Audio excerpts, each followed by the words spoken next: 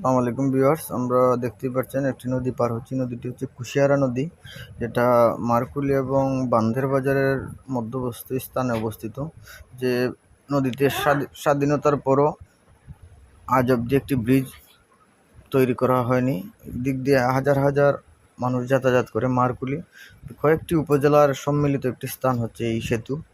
এই নদী পারাপার করতে অনেক কষ্ট হয় মানুষের।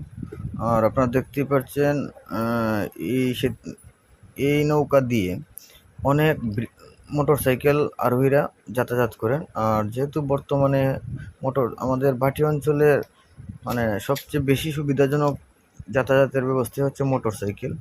আর মোটরসাইকেলগুলো পার করতে অনেক কষ্ট করতে হয় আরোহীদের। আর ঘাটের যে সুব্যবস্থাও নেই, অনেক রিস্কের মধ্যে মোটরসাইকেলগুলা এপার থেকে ওপার নিতে হয়। আমি আপনাদেরকে দেখানোর চেষ্টা করতেছি, আপনারা একটু সাথে থাকলে বুঝতে পারবেন যে কত কঠিন